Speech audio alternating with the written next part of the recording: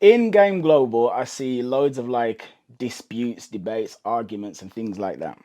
I find it a bit disappointing. The reason why is because all of us coaches here, we agree on about 85% of things. The Mm, vast majority of things. Like if you ask us 100 questions about women and dating, right. most of them we are completely aligned in. It's honestly like the difference between like a Catholic and a Protestant, where you both still believe in Jesus, but it's like, nah, like Jesus has got red hair. Nah, actually, I think he was blonde. And then you Right. hate each other because of it, which I think is kind of dumb. So there's that. There's a war Mm, on masculinity that's going on right now, mm, where men feel like they're weak and they're powerless. People like me, you, Marcus Wolf, Michael Sartain, whatever, to whatever degree we're doing it, we're soldiers on the front line fighting the same battle, right. fighting the Right. same cause. We may have disagreements about the best way to achieve the aim, but the aim is the same thing. Right. Well, this is the thing. I think this is the disconnect really is simple. Is that you have, like, for example, like myself, I say like Steve, dudes that rock with me on the Real Game No Theory show and all that other stuff. Is that we talk about masculinity and manhood, and that's the first thing when it comes to game, right? But on the other side, I know, like with pickup artists, it's more so centered around the woman. So for example, you might have somebody like me where I'll talk to a woman and I'm looking to see if she's going to go along with my program. And if she is, then I give her more time. If she's not, then I'm not. Whereas you might have a pickup artist that says, well, I'm going to try to figure out how to get her, period.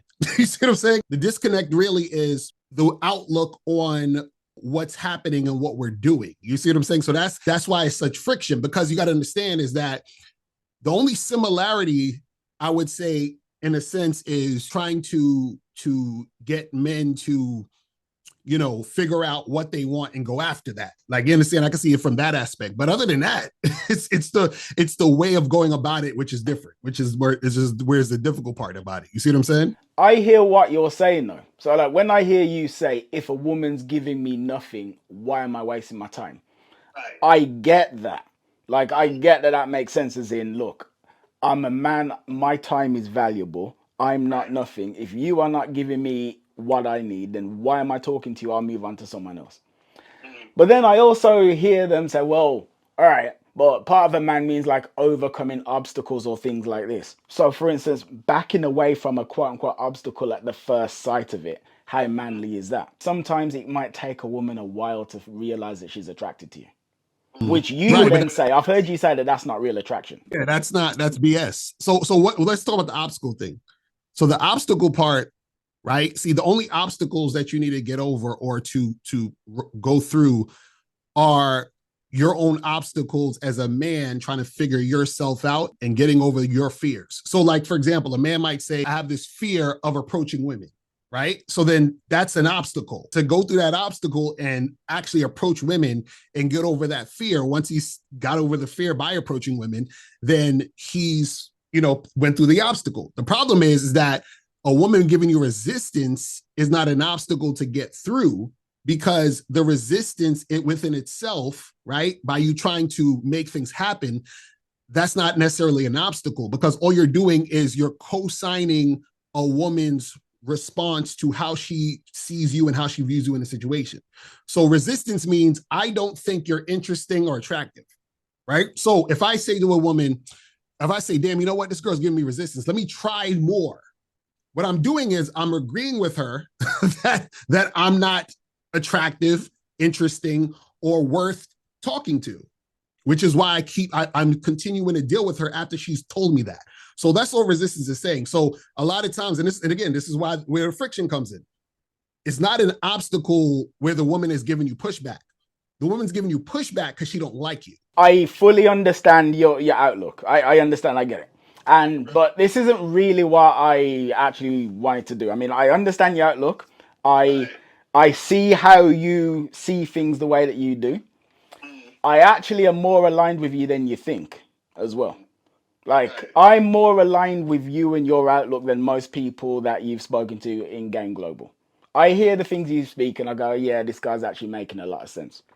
What I want to say is this. Today, I basically want to get to know you. Meaning, how the hell did you become who you are right now? Where did Right. that start from? Do you have some kind of super villain, superhero origin story where some girl broke your heart and ripped you to pieces and you're like, never again, things must change? How did it grow? And also, how would you describe your ethos and what you teach anyway? So, like, forgetting the dispute, if I'm some random man and I've never heard you whatsoever, how Right. would you describe what you teach men and how that works? Yeah, so basically, so I've been doing this for damn near 2 decades, so about 18 years, and I've been coaching men and women, mostly men, though, coaching men and women to figure out exactly what they want out of their dating lives, right? And so what I teach is I teach game, and so a lot of people have a lot of different definitions of what they think game is, but basically, simply, game is a skill or strategy to get what you want out of this life on your terms. Because if it's not on your terms, then it's not really about you. It's about some other thing. You know what I'm saying? And so what I teach guys is I teach guys to get to attract women on their terms. So if a guy wants a hot girl, awesome. Get the hottest girl that you can attract on your terms. If you want to get married on your terms. So basically everything has to be on your terms. And so what that means is that fully being real and authentic about what you want and not wavering off of that goal. So if I say to a woman, "Hey, let's go out to get drinks because I want to get drinks," and she says, "Well, I don't really like to do drinks. Can we do dinner instead?" The answer is no. because I actually want to I don't care about dinner. Her saying, "Let's go get dinner instead of drinks," I'm not doing that because I'm putting myself over the woman at all times. So meaning that I don't care how hot she is, I'm not going to bend ever for her, period. I hear you and I basically agree. My question to you is, so let's say you're seeing some woman, I don't know, it's like the 15th date or so, and you say, let's go get dinner, and she goes, oh, how about we have drinks? Mhm. Is there ever a time when you're like, you know what? I would prefer dinner, but I don't really care that much about having drinks. Fuck it, let's go get drinks. Or is it always a no, this is what we're doing? Yeah, so it's always this is what we're doing. Always. Oh yeah. Never any wiggle room. Till the end of time, but this is what I'm trying to get you to understand. So this is what I'm saying. So let's say this girl becomes my girlfriend or wife or even a woman I've been with for years. Mm. So what happens is that the reason why it's my way is because when she decides to be with me and commit to me, she's deciding to be with me and commit to me my way. So when she becomes my girl, she can offer a suggestion, but usually this is what my girl does. When she, like my girlfriend now, she hits me up and she says, "Hey, what are your thoughts on dinner?" You understand? She always asks me, "What do I want for dinner?" And then whatever I say, we get dinner and that's what we eat. So we don't have an argument about what dinner is going to be. She just defers to me and says, "Hey, what were you thinking for dinner?" And then I make the decision. But this is what I'm saying. What I'm saying is from the beginning, when I first met her, right?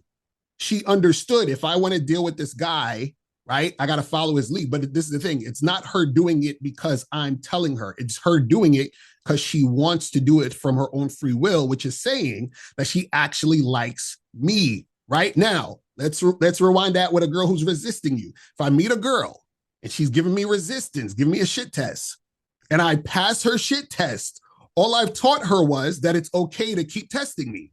So if this girl becomes my girlfriend, wife, or whatever, this is why you have marriages where the guy, the wife and the husband's always arguing, sexless marriages, all those other things, because from the beginning, you didn't teach her, you taught her, I should say, it's okay to be this way towards you. You see what I'm saying? That's the reason why I tell you guys, don't deal with women to give you resistance, because if this becomes a woman you deal with for longer term, this is going to keep happening as the relationship happens. Okay, but I'm asking about your general ethos though. So like what the whole general scheme of how you actually teach men. Yeah, and that's the general thing. So the general thing is the man has to be so grounded in who he is that any woman that he deals with has to be under his program. If she's not, then, or if she's not trying to adhere to that, he doesn't mess with her.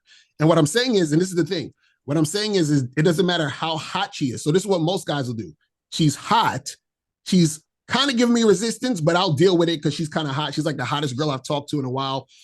I'll go to dinner instead of drinks. I'll put up with it because I want to get some sex, right? And so what I'm saying is, how about you not put up with it, kick her to the curb, find a woman just as hot or even hotter than her who's going to listen to everything you say. That's all. It's like really simple. I don't understand. And what this is the part I think is funny where. But who have you heard that disagrees with that though? Because that just seems pretty natural. So I'm saying, like, the PUAs would say, well, she's hot, bro. You should pass her shit test. Why you running away from that? Like, why don't you? Do you see what I'm saying? That's the, why don't you? She's giving you last minute resistance. You should just demonstrate more high value. You see what I'm saying? Like, it's the idea of chasing that gets these guys put in a position where the woman sees them as lower. And then the woman sees you as lower, that's going to make her treat you lower. You're talking to some girl, and let me think some shit test. All right, she goes, I normally go for men taller than you. What do you do then? Because here's the thing. When I hear you speak about shit tests, it's like your idea of them and mine is a different thing. When I encounter one, I think, this woman likes me. She's just not 100% sure. This is a subconscious thing that she's throwing my way to see if I'm actually man enough to handle it.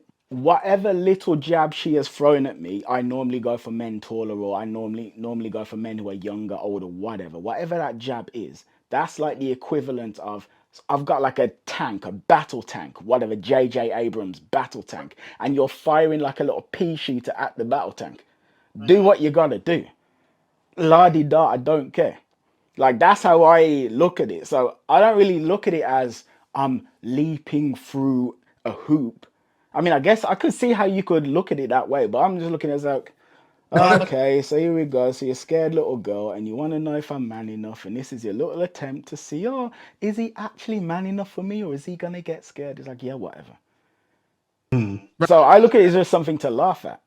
Right. But this is the thing, though. She's not doing it to see if you're man enough. She's doing it because she doesn't like you or is not 100% interested in you. This is what I think the disconnect. Again, she's not doing that because she's trying to test you to see if you're man enough because she likes you. Not consciously. I'll say subconsciously. No. So this is what I'm saying. No, she's consciously acting that way towards you because she's not highly interested. Because the same girl who's doing that, the same girl who says, well, I usually go for guys taller than me.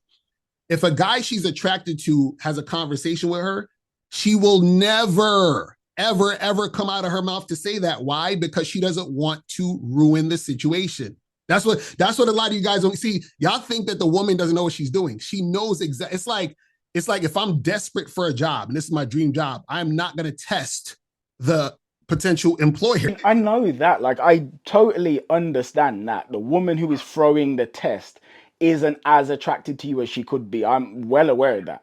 For instance, some woman who might test me or test you is probably going to meet Kendrick Lamar and not test him. Like, I get it, right? I know that the more attraction there is, the less likely there is to be a test.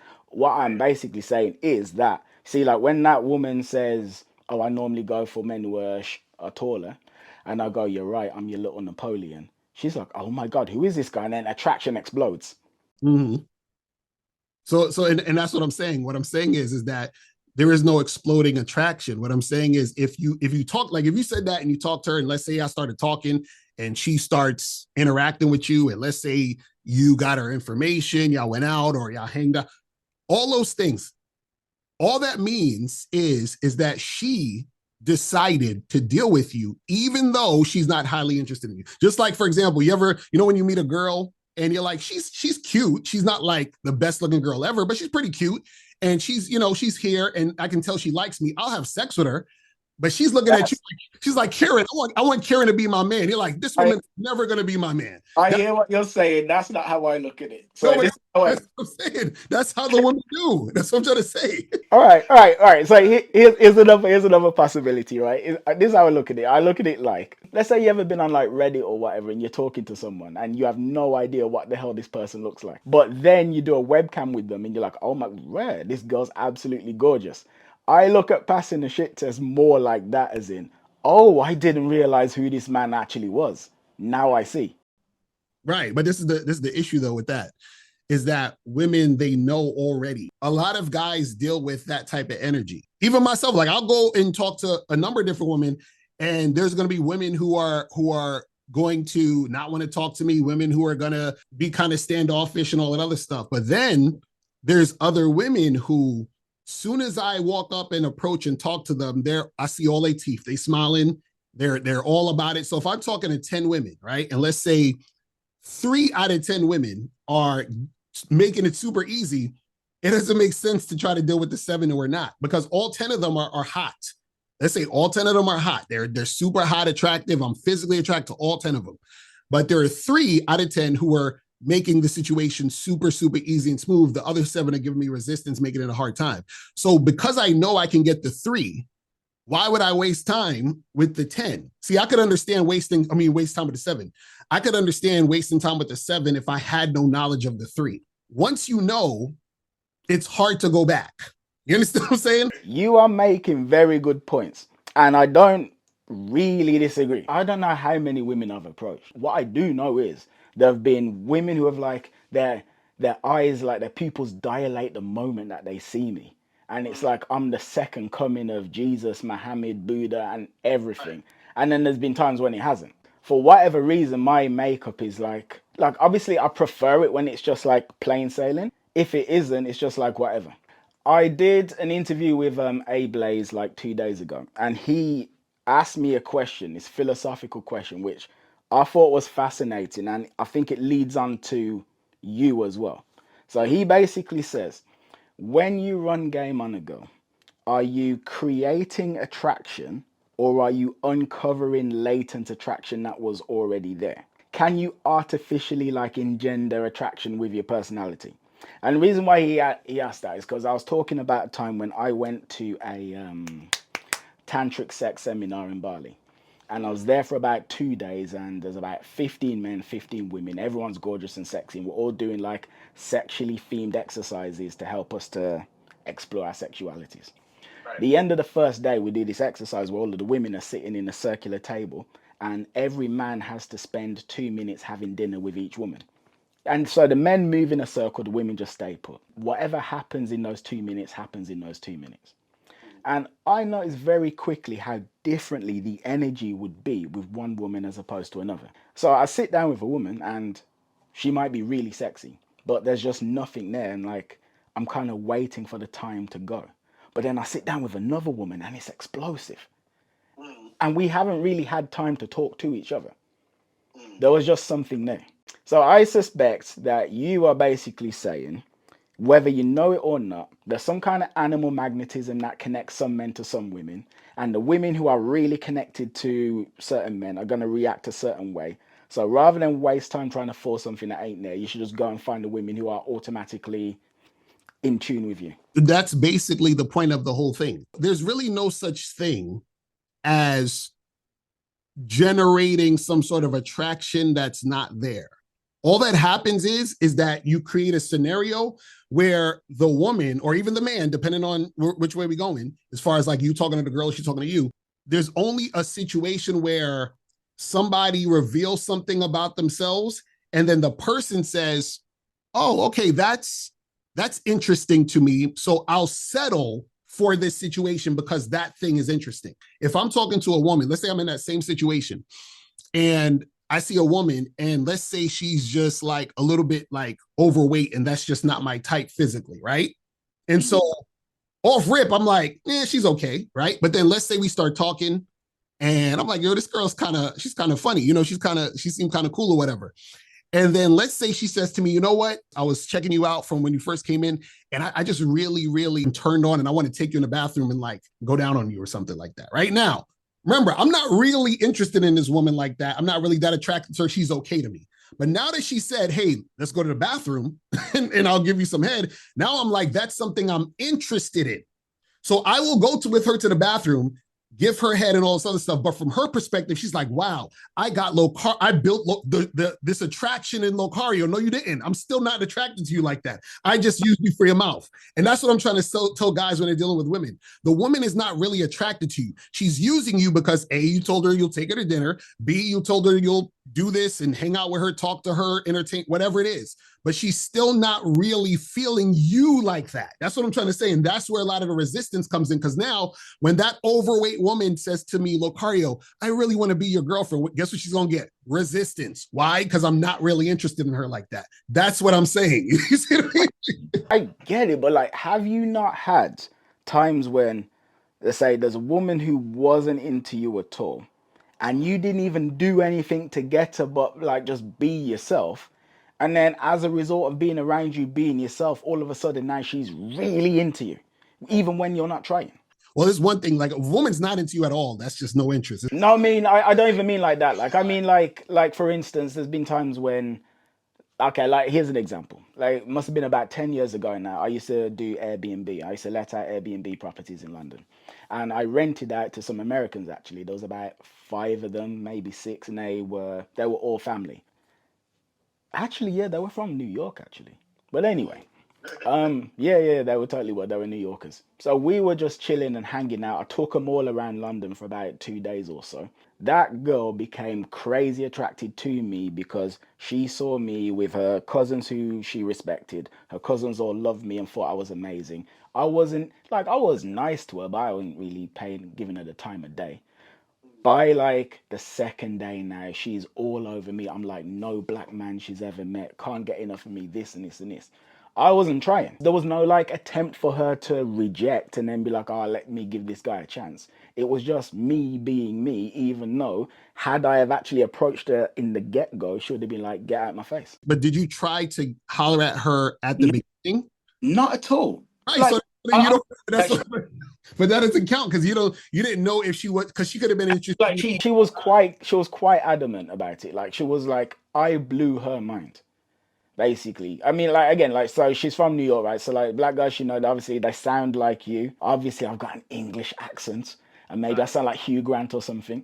She was just constantly going on like how I shattered her vision. Like I don't think she'd ever been with a black man before, something like this. She kept saying it. That's different though, because in that scenario, you didn't try to interact with her and try to make something happen at the beginning. But She I'm just. certain if I had, like, if I'd have seen her in the street and approached her, she would have got rid of me. This is my point.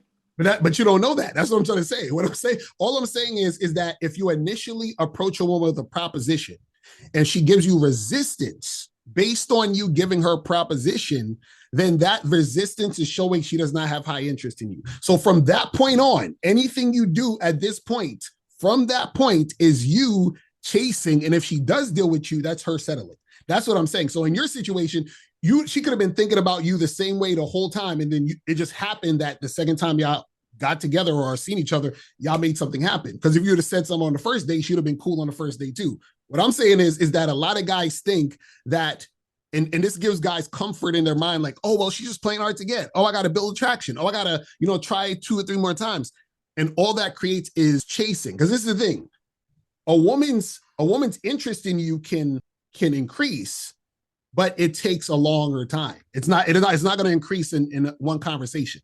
So you can't build attraction in one conversation.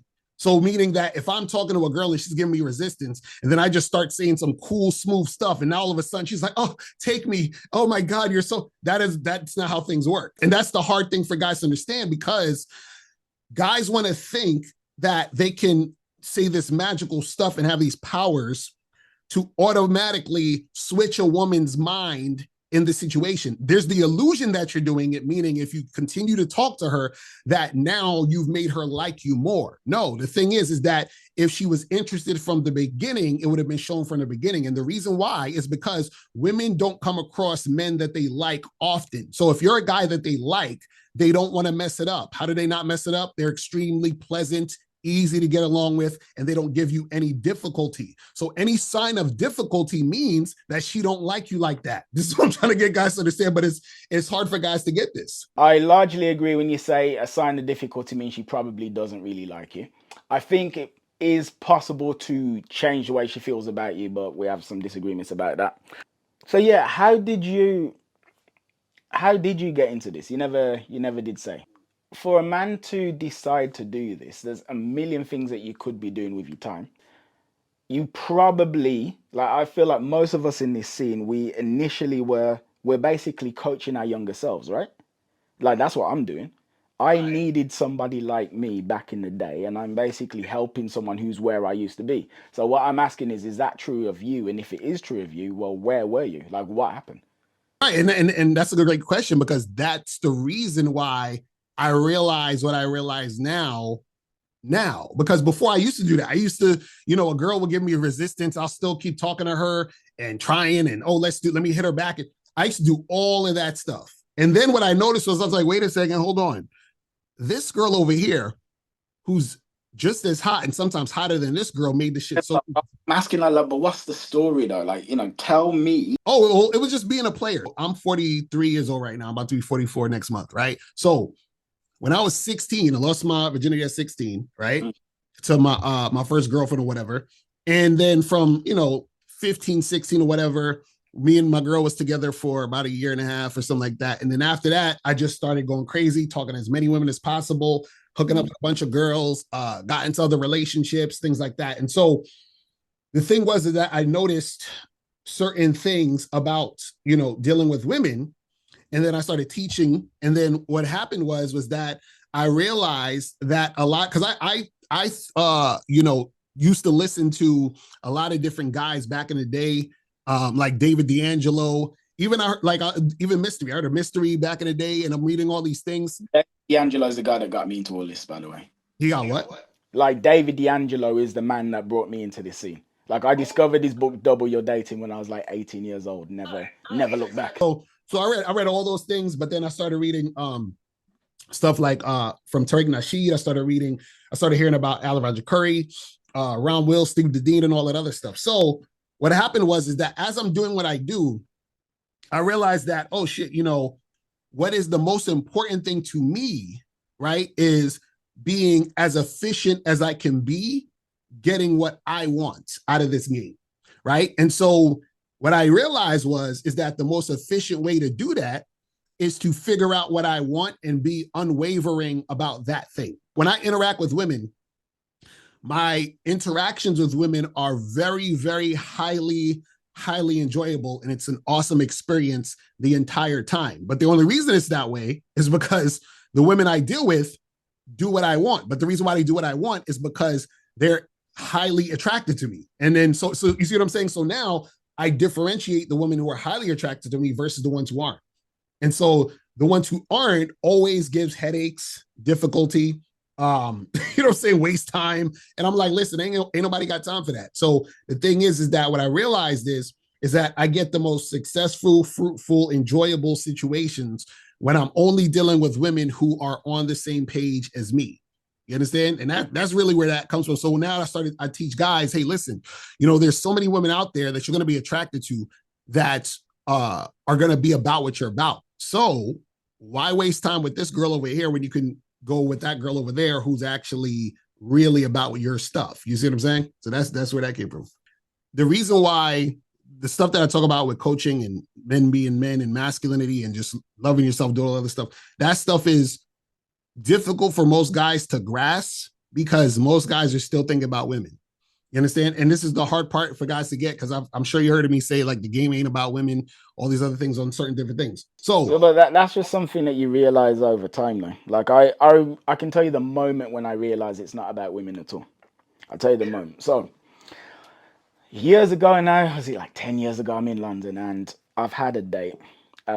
First date, we went back to her place, we did whatever, and I'm walking home.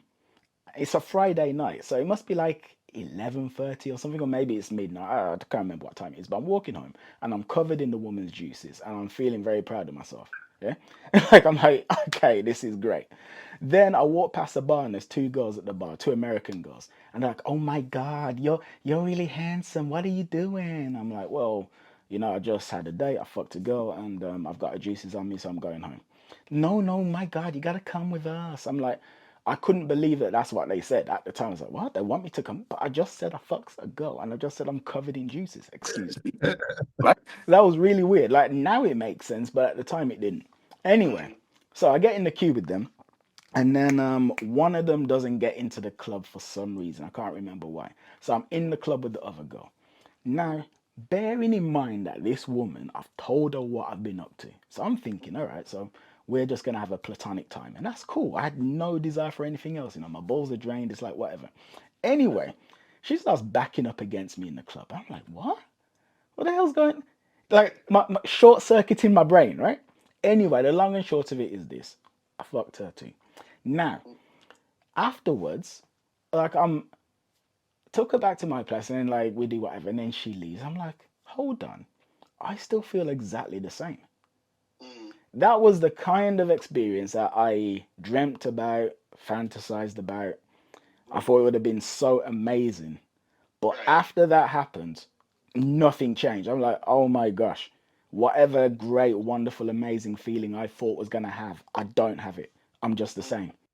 Mm-hmm. It's like, you know, it's not about women at all. It's the thing that most guys need to get to in order to be able to have their realization. It's kind of like, I remember Jim Carrey was talking about this. He said, he was like, I'm paraphrasing. He was like, I hope everybody gets everything they ever dreamed of. Yes. But that's not it. Because what happens is you're mentally, people are chasing the thing that they think is going to make everything better or make them happy and all that other stuff. So once you get that thing or that situation, that job, that woman, that money, whatever the hell it is, you're going to realize that, oh, well, the things that I thought were problems are not going to go away. I'm still going to be living. I'm still going to be doing what I do. So it's not really about that. It's about how do I, as a man, be able to enjoy myself in all circumstances, right? And this is where we go back to what I said about being a man and standing on your square and doing what you do. Because in all circumstances, you're there wherever you go. So now what happens is that you want the best situation in whatever situation you're in, whatever circumstance you want the best for yourself, right? Now, there are times when circumstances occur and there's nothing you can do about it where a circumstance sucks, but you say, you know what? The circumstance doesn't matter. How I view it, how I feel, and how I choose to be in the circumstance matters. Now, there are circumstances you have control over. And so this is where we go to dealing with women. You have control over which women you deal with. So my question always is, why deal with the woman who in this circumstance is giving you a hard time, which equals she's not in alignment with you, versus the woman who is not giving you a hard time, who is in alignment with you. You see what I'm saying? And so the moves that you make, right, are your choice, but the choices you make basically say something about your mindset, because the mindset of a guy in scarcity would say, well, I need this girl who's giving me resistance because I have to get her. The guy in abundance says, I don't need her. Let her go. She's not serving me. You see what I'm saying? I was playing Tekken 8 just before this call. I was playing it on the hardest difficulty. Why? Because I'm that guy. Right. And I like the fact that I'm playing it on the hardest difficulty. Most guys can't do it. Here's another example. Today, I fasted 21 hours. I don't know if you know anything about fasting, but basically, after about 15 hours without food, your body starts to repair itself. It's a very tough thing to do. It's really good for you, but it's very tough mentally. Now, I do that for a couple of reasons. Number one, to strengthen my body, but number two, because I know most men can't do it, and I like to remind myself that I'm a savage.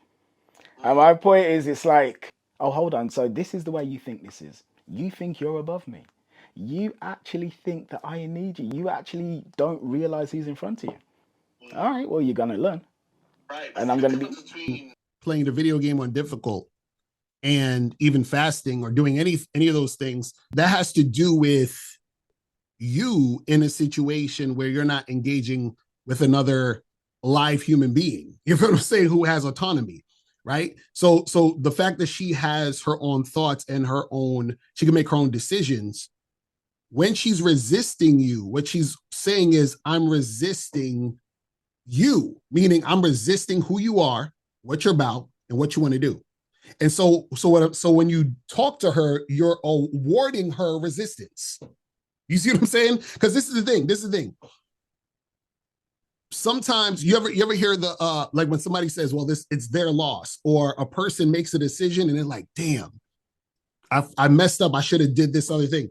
So what happens is that sometimes what will happen is, just like, for example, when you were younger, there might have been some things that you did that you messed up on that you didn't realize till later, like, damn, I was such an idiot, like I should have did this. But the fact that you were able to, the fact that that thing happened made you grow. So in a sense, if I'm getting a woman away from me by resisting me, right, what essentially happens is that I'm not rewarding her for fucking up. I'm actually helping her for fucking up by not letting her deal with me.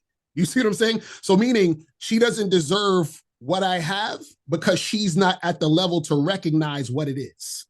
Does that make sense? So meaning you have a little kid with an ice cream cone and the ice cream's dripping all down their hand. You got to take the ice cream cone away from them and probably just give them ice cream in a cup or no ice cream at all.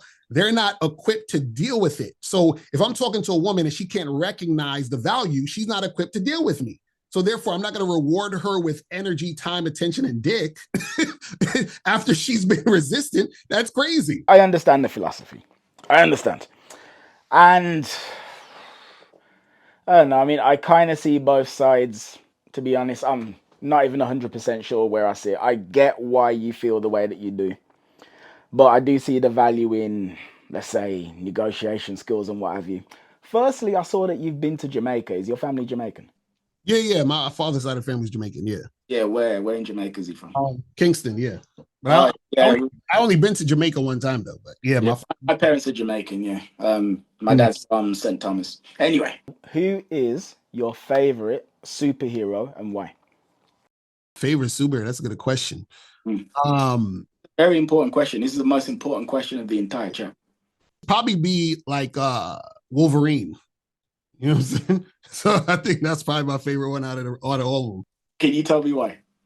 Because I feel like Wolverine kind of just seems like he does his own thing. You know what I'm saying? Like he's not like trying to be a part of the crowd and stuff. He just kind of moves how he wants to move. You know what I'm saying? But yeah, I think Wolverine, that would probably be my second favorite would probably be Captain America. You know what I'm saying? Interesting. My least favorite would be Spider-Man because he's a simp. But other than that, you know what I'm saying?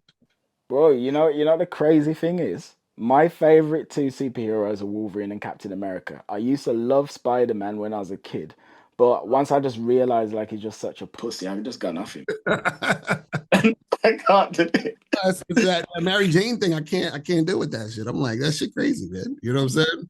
So, all right. But yeah, well, it's been good talking. Oh yeah, but before we go though, so anyone listening, he's like, oh my gosh, who is this guy? I need him to coach me. Where are they gonna go to find? Yeah. So shout out to you, man. Appreciate you having me on. So guys, hit me up. You can hit me up at shop Locario. That's SHOP Locario.com. That's where you can get my books, my programs. And also you can sign up for some online dating coaching on there. And then also you can go to MrLocario.com. That's my main site. And you can go to badboymembership.com. That's where I have my Bad Boy membership program. That's where you get 45 through 90-minute audio and video dating advice tutorials every month, step-by-step programs, teach you exactly how to do this, to do that. So for example, the last program I have on there is called How to Sleep with Women in Less Than an Hour. So I teach you how to actually make this from when y'all meet up to getting her into bed within an hour. So I teach you step-by-step, just follow this stuff and you could get it cracking. You know what I'm saying? That's it. Sounds good. And yeah, thank you for your time. And thank you to the person who's watching and listening. But yeah, take it easy.